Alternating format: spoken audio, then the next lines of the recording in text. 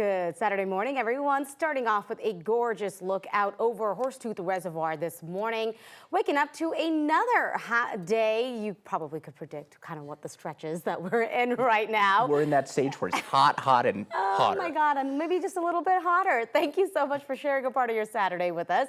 Anusha here along with Mark. We're gonna head straight over to Greg because maybe at some point it'll cool down like that much? Like in a week. You just look at that 7-day forecast and it's like 96, 97, 95, and you're like, ooh, that's hot. Yeah, we have heat advisories for southeastern Colorado today. Maybe an isolated shower storm, but you guys said it. What's really dominating the headlines, it's the hot air that we're going to be getting, and that's not going to be going anywhere, my friends.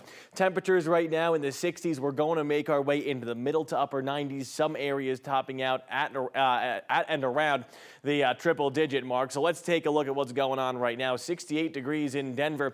Good morning, Lyman. We're sitting at around 64 degrees there, and as you're pushing into the high country, things aren't looking too bad. 40s for us, Kremling and Leadville. We do have that heat advisory. As I said, it's not just for us, it's for much of the Midwest. That, of course, pushes into the eastern plains.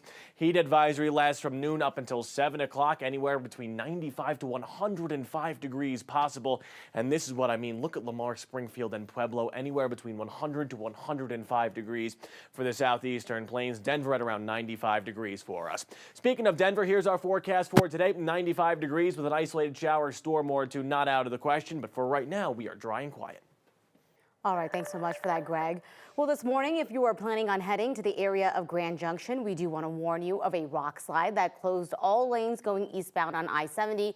This is between US 6 and the Grand Mesa exit. Happened around midnight. Again, if you are planning to drive out there, please plan ahead and figure out your alternate routes. A Westminster police officer who shot and killed a woman with a gun almost shot another person stuck in nearby traffic. This morning, we're getting our first look at police body camera video.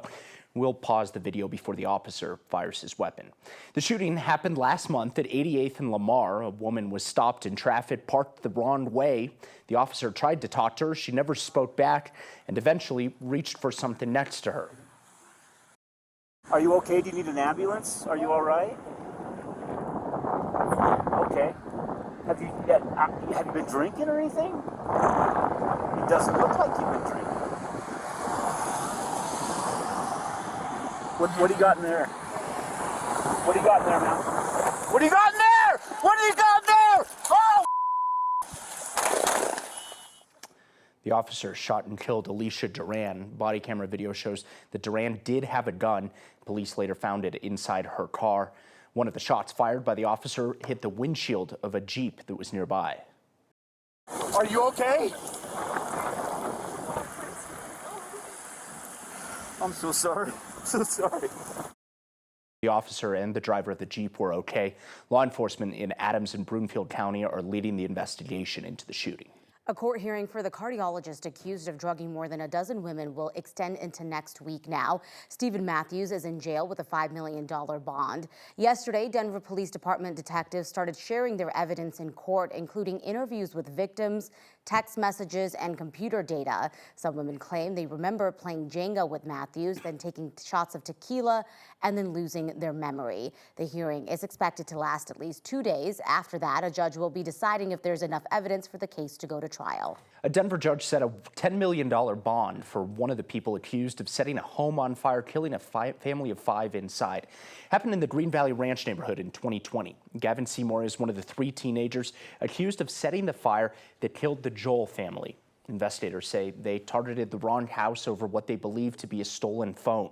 Seymour was not initially eligible for bond, but a new Colorado Supreme Court ruling says first-degree murder suspects have a right to a bond. The victim's family doesn't like the possibility of the suspect even making that bond. Just the fact that 5 people died in the same family, that already destroyed the family, you know? So now if we talking about bond for the person who did it, it's just like frustrating and making us more angry. The judge approved the high bond partly because of the number of victims. Still, he likely wouldn't have had the option to bond out if the new rule was not in place. Seymour will be back in court next month. The man from Colorado accused of holding a woman hostage at Caesar's Palace in Las Vegas has now pleaded guilty. Police arrested Matthew Mannix last month after he locked himself in a hotel room with a woman for more than 5 hours. Officers say he also threw furniture and other items out a window onto a pool deck. Mannix has pleaded guilty to property destruction and is now facing up to 5 years in prison and $12,000 in fines. With that plea deal, he is avoiding a kidnapping charge. Mannix's lawyer says he'll be transferred to Colorado after he is sentenced later this month. Former President Donald Trump has to be in Georgia next week to turn himself in. He was indicted last week for charges related to his attempts to overturn the 2020 election and the votes in Georgia. His lawyers want the case moved out of Fulton County there in Atlanta and moved into federal court. Doing so would delay the process and keep the case out of public view. TV cameras are allowed in Georgia's courtrooms, but not in federal court. The Fulton County DA says she hopes to bring the case to trial next March. We've also learned that Trump is planning to skip the first Republican presidential debate next Wednesday, and instead, he says he'll do a sit-down with former Fox News host Tucker Carlson. His plan, if in fact it goes through, would be seen as quite a slight to both the Republican Party and Fox News, which is hosting the debate. DPS schools are back in class on Monday, and Denver police will be on campuses as school resource officers this year. The decision to bring them back came after 2 shootings at East High School. 9 News had the chance to sit down with a longtime SRO and one who just started, and they both feel that having police officers in schools will prevent crimes before they happen. It's a great opportunity for us to go out there and be a positive impact for kids. You have to bridge that gap between you and the community. I have kids of my own. I want to make sure that they're protected, and I want to make sure that these kids feel just as protected as I hope mine do. 3 years ago, after the Black Lives Matter protests, SROs were removed from Denver schools because of concerns of how often minority students were being arrested. Chief Ron Thomas says at this time, SROs will have a 3-day cooling off period for instances like fights to try to reduce citations for students. This fall, 2 SROs will be stationed at Denver East. 12 others will either be floating between schools or stationed on other campuses. All month long, college students are also making that transition back to school. This past week, UNC and CSU had their move-in days, and CU's move-in day is coming up on Monday. And some more news in Boulder. The city of Boulder is allowing more people who are not related to live together. Advocates say it's one way to deal with the lack of affordable housing there. Boulder City Council has voted to allow up to 5 non-related people to live together in most parts of the city. Previously, the limit was 3 or 4 unrelated people.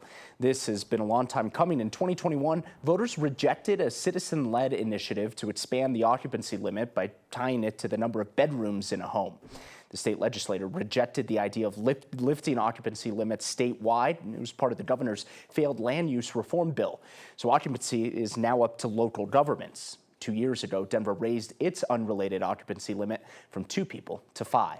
Happening today, the U.S. Postal Service is already getting ready for the holiday season. USPS is holding its biggest job fair of the year. They're looking to hire more than 1,000 people to work at processing facilities and post offices along the Front Range. Pay for these jobs start at $18.22 an hour. USPS staff will be there to answer questions. This is going on from 9 to 2 today at the Denver General Mail facility on 53rd Place.